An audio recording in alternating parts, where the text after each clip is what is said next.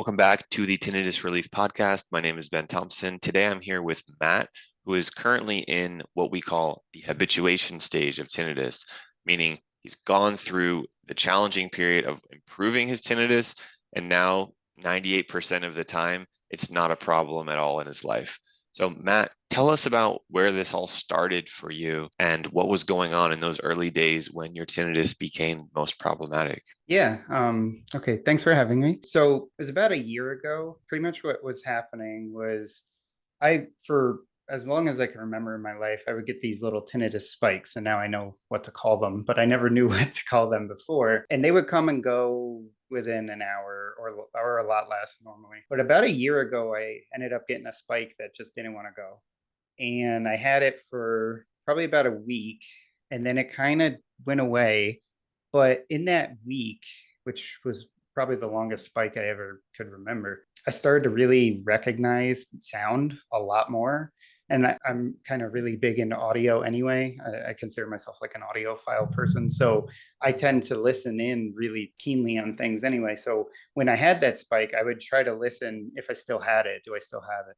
And when it was gone, I noticed one day when it was really quiet in my house that I could still hear something. And it was faint, it was like really quiet, but I could hear it. And my house is notorious for having issues. So when I heard it, I was like, that's weird, because I was sitting with my wife and I was like, I think I still hear something, but it's a lot more faint than that spike I had. And she said she heard something. I think what she actually ended up hearing was the refrigerator in the long and short of it. But because she said she heard something, I actually thought there was something wrong with my house. So I went nuts, and I like took out all my smoke detectors and everything else. I went crazy.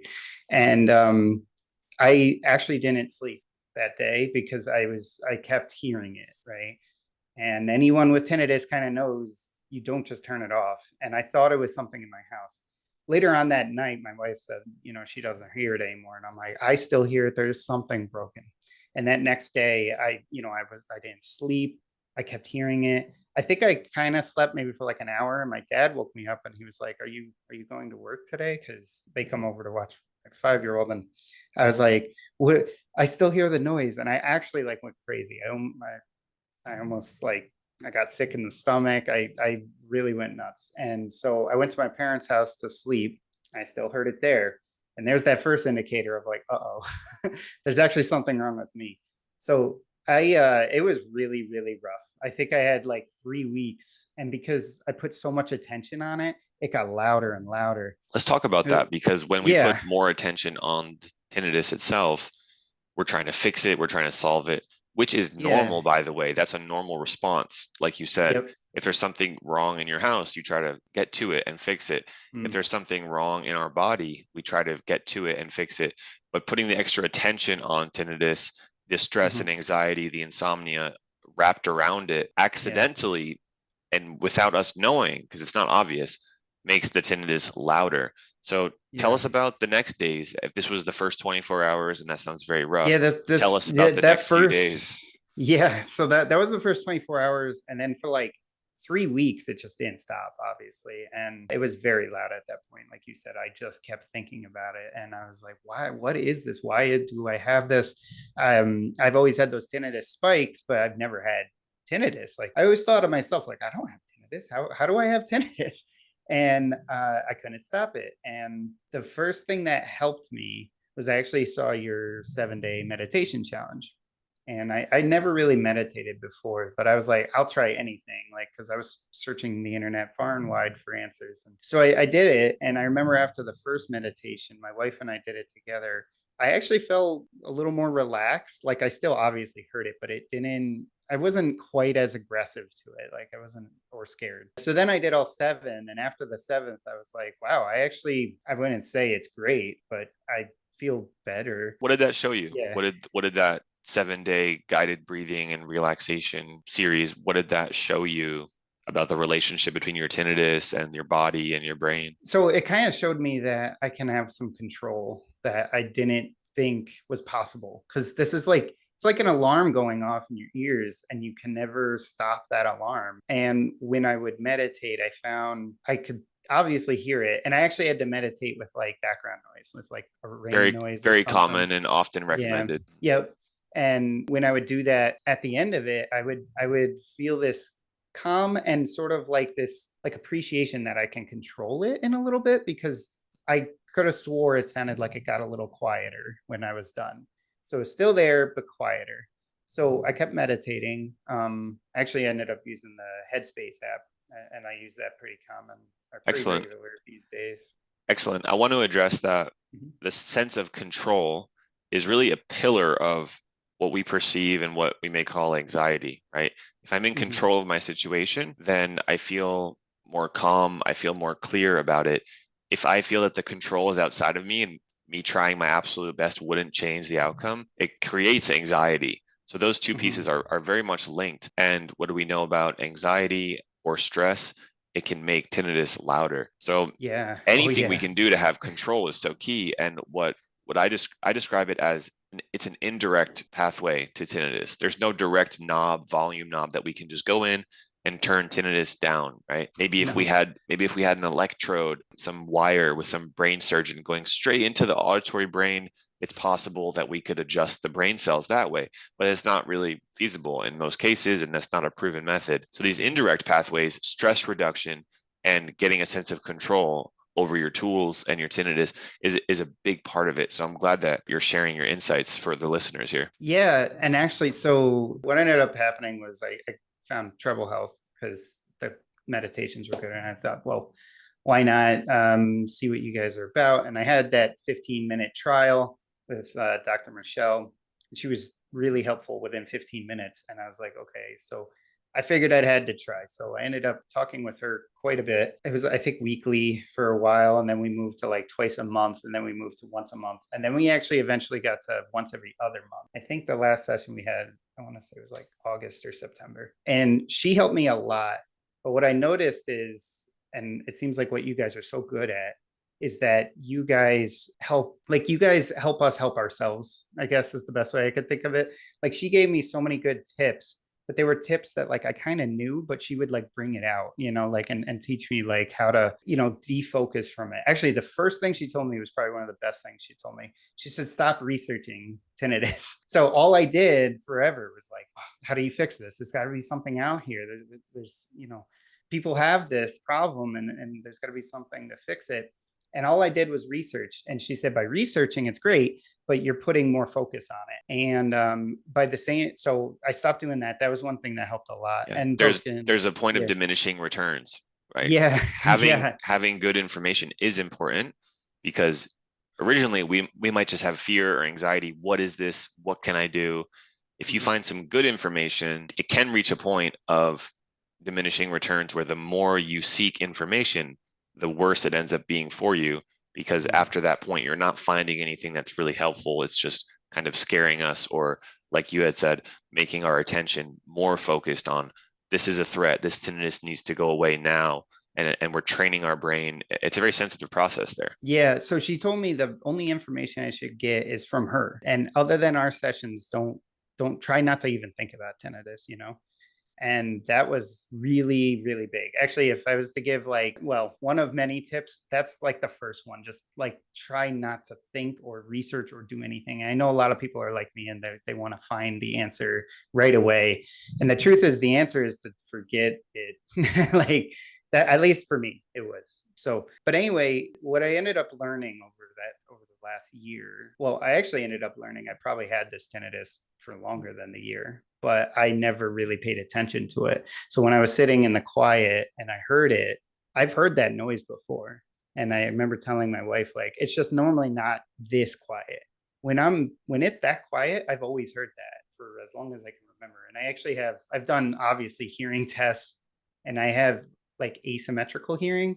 So my left ear is a little weaker than the right, but they're both still in the normal range. And we posited that maybe that has something to do with it. But like another thing I've learned, you can't always track exactly where it comes from. So So what did you other find than, in yeah, what did you find in your research? Obviously, you found yes, the videos that we have on our YouTube channel, and you had a series of one-on-one sessions with a tinnitus yep. expert from Treble Health. What did you find along the way in terms of good information out there, or Mhm. really bad information? And also, I'm curious, how was that experience of going to an in-person doctor and talking about your tinnitus, getting a hearing test? Okay. So what I found, I call it the triangle. So one thing I did is the whole time I've been with Treble, I never did group sessions for the reason that I didn't want to think about it outside of my sessions with Dr. Michelle. But I did go to a session a few months ago because I'm at the point now where I don't mind talking about it. I'm here, so I don't mind talking about it. And I told everybody something that helped me is I think of it as a triangle because there's three things I find that help like tremendously. It's stress, it's sleep, and sound therapy. So it's those three. And what I would do is if I didn't sleep well, I knew the tinnitus was going to be louder, and it proved it to myself over and over again. And generally, that's because if you don't sleep well, you're more stressed. And when you're more stressed, you tend to think more negative thoughts. And I would think about my tinnitus a lot. So those two kind of went hand in hand. The sound therapy bit, though, was sort of like the cure for those two. So if I say I was stressed for other reasons, I couldn't help it, or I couldn't sleep for whatever reason, I found sound therapy to be like the absolute key. And to be honest, I still do it, but it might be out of habit. I don't have the like the hearing aid kind of things, but I ended up Tinnitus getting maskers or ear level yeah, devices? right. But I ended up getting these things called shocks. They're bone conduction headphones, and they work great because they you could just kind of leave them on your head. And I use the Resound app, and I just have this mix of rain and fire, kind of. It's like crackling fire with rain. And boy, the first time I heard that, I was like, wow, I feel so relaxed. And Dr. Michelle taught me to like keep it at a level that's just a little under so I can still hear the tinnitus. Nowadays my tinnitus is so quiet that I don't even know that level anymore. I just kind of listen to this now because it just relaxes me, I guess. That's excellent. Let's talk Yeah. about that for a moment. So when we talk about sound therapy, someone might think, "Oh yeah, I've used an app on my phone. I'm already doing sound therapy." And it's worth mentioning that there's a protocol to follow, which is the best practice of the best possible, strategies for sound therapy, selecting specific sounds that mix well with your unique tinnitus. Usually an audiologist is helping you choose those sounds and Mm. fine tune them, and then deciding what technology am I using to play those sounds. So tinnitus maskers, ear level devices, those are medical devices for tinnitus. You can't get better than that. That's our top choice. Then there's Mhm. more general electronic devices like sound machines, bone conduction headphones, other devices that can be helpful. In my opinion, not as good or as effective Right. as the ear level devices, however, still be useful. And then there's very basic smartphone apps, which you can just play from your phone or from speakers around you. So it's a matter of picking the right kinds of sounds: white noise, pink noise, water sounds, crickets, whatever we decide for an individual, and then deciding which technology am I using to actually listen to the sound, how loud is the sound that I'm setting, and how many hours in the average day am I using it. Please make it if you're listening, make this a priority to use sound therapy every day Yeah. until you reach where Matt is now, which is stage 4 of the 4 stages of habituation. We can put the image over on the screen right now of the 4 stages of habituation. Matt, could you explain your understanding here of these 4 stages and the time it takes and the work it takes to go through them? Yeah. Well, I remember one and two are very bad. No, so like I don't remember the distinctions between one to two, to be honest, but I would say maybe that first month I was in one where it's like everything is horrible. Like you're just hearing it all the time. You feel like you have zero control. It's very dire. If I remember right, stage two is you can block it out from time to time. You're starting to get a little more comfortable. I That's would correct. say yeah, okay, good. I would say when I started meditating, when I started talking to Dr. Michelle, and when I realized what sound therapy is, that's when I started to hit stage two. I think I was in two. I'd say I was in two for a while. Three is like you're pretty close. Like you get annoyed by the tinnitus from time to time, but for the most part, you can control like your emotions behind it and whatnot. If I remember right, I think two took me maybe 3 or 4 months. I want to say, but then three was really where it was the longest. Like I'd say up until honestly, I would say I dipped between three and four even a couple months ago. So like I've only just gotten to the point where it really, really doesn't bother me. And I would say I'm 4 for like almost, like I said, like 98% of the time. And I know I can always point to my pyramid. There are those few times where it will just a little bit of annoyance. And that's that 2%. That's why I don't like to say 100. And what I do is I just revert back to the things I learned when it does sneak up on me, and it will. Actually, to be totally honest, because I'm talking about it and I'm in my headphones, I hear just a hint of it, but it's not bothering me. So that's good. But if it does get to that point where it's just like a little annoying, I'll go right for the sound therapy again. And then it goes away, and I tend to not think about it anymore. And then I'll also make sure I get some good sleep and try to de-stress, do some meditation, stuff like that. Yeah, so I think the takeaway there is very consistent with the data that I see, that the science, the research that I see is that within the first weeks or months, within the first 90 days, following the methods you laid out, it's expected for over 2/3 of people, for example, to have significant relief, meaning things are better. So practically speaking, that may mean moving from stage 1 to stage 2 of habituation, for example. And then there's a long tail of, okay, I'm better. I'm not at the end goal here. I'm not at the destination of where I want to be and where I'm headed, but there's a slow, gradual, ongoing series of improvements that bring us there. So that timeline is unique to the individual. Sometimes it's shorter, sometimes it's longer. There's other factors as to predict why that might be. However, if you're listening, just know that Matt was really struggling at the beginning. After a relatively short amount of time, he had enough of an improvement that he was feeling better. He had relief, and then he kept with the methods until where he is today. And I think that part is so key, because if you got 20% better, and then you stopped using sound therapy, stopped having your sessions, just sort of let it be and said, okay, I'm better, but I'm not going to put more attention to it. That might be what most people think is the right thing to do. But what we've educated you on and what you follow it is, hey, keep this going until you're a lot better where you are right now. And if you have any other insights, any other tips along that, let us know. I think people would also like to know, how did your volume change? How did your perception of the volume change over this time frame? Yeah, it's quiet now. So like I said, if I don't hear it much at all anymore, because I really don't look for it anymore. That's the key in that. So this was something Dr. Michelle told me. She said habituation is either going to be you actually don't hear it, like you can look for it and you actually won't hear it a majority of the time, or you can hear it, but it's completely neutral and you don't really think about it. I think on the second one, I can definitely hear it. If I want to hear it, I can hear it. Like I was saying, I can hear it. But it's so quiet. That level that you're asking about is very low. And I can kind of make it go away if I want by just distracting myself. That's kind of the other part of the triangle. So I was trying to remember, distractions and sound therapy are sort of the same thing to me. So I could either distract myself or I could put a little more sound therapy on, and I only really do that if it's actually bothering me. And like you also said, Dr. Ben, it's like you get to a point where you really have to keep it up. And I still keep it up. Like I still do the sound therapy, and I still try to meditate, and I still try to like just realize this is okay. This is my background noise.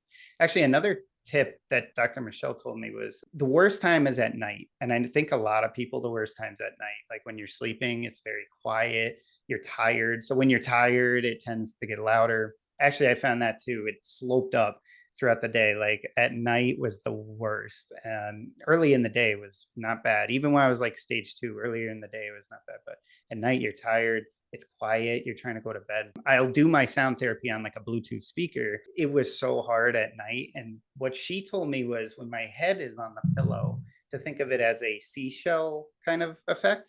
Like think of it as like when you listen to a seashell and you hear the ocean. Think of it like you're listening to your brain kind of process or something, just something that like helps you get there. And I legit do that now. Like when I hear it louder, I'm like, yeah, it's a sheet. That's my seashell, and that's okay. And I just try to like make it okay, make everything regular. And it really, really helped me to realize like this is okay. This is my normal, and it's not a big deal. And someone might ask, well, what is CBT? What is cognitive behavioral therapy? And what you just shared is an example of one technique of reframing our perspective so that our brain does not automatically react negatively and make the tinnitus Hmm. worse or make our situation into a bigger deal than it has to be. Hmm. And it's a series of little tips and techniques that are customized based on what you're experiencing. So Hmm. totally love that. This video is all about the 3 keys to tinnitus reduction, the 3 keys that you've learned, your pyramid. And this is so relatable to anyone else who's listening. Remember, everyone, those keys are stress, sleep, and sound therapy. So Yep. that's what Matt has learned has helped him the most. If you have one of those areas that you find is the most helpful, let us know in the comments here on YouTube: stress, sleep, or sound therapy. And as always, if this podcast episode was insightful or helpful, comment below helpful. We'll look at that. I know Matt's available to help answer any Yeah. questions on YouTube if you guys have any. And if you want one-on-one personalized care for tinnitus, you can find more about our team at treblehealth.com. Matt, I'll give you the last words here. Any last inspiring message for the tinnitus community? Yeah. Well, thanks again for letting me talk. You know what I'll say is like it that sounds easy. And I saw plenty of this when I researched it. And it takes like it's like great, thanks. You're telling me what what I've seen, but it won't stop. And that was me for months and for quite a long time. But I noticed these gradual improvements as I kept applying.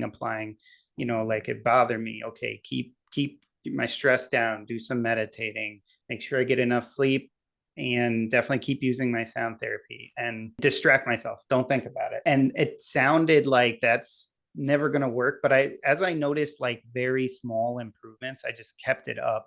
And I'd say like now I'm at a point where I'm super happy I kept up those 3 things. And that's why I keep telling everybody it's those 3 things that got me there. Just make it normal, make it regular, like we were just saying, and use those 3 methods over and over again and keep going because you'll eventually get there. You just have to keep going because what else are you going to do? You hear it anyway. You might as well try and keep going. And I'm at a point where I'm much more comfortable with it now. So very appreciative. Matt, you're amazing. Very grateful you decided to share your story, and hope to have you back sometime in the future for another update on how things are going. Sure thing. That All sounds right. great. Thanks everyone for listening. Bye bye.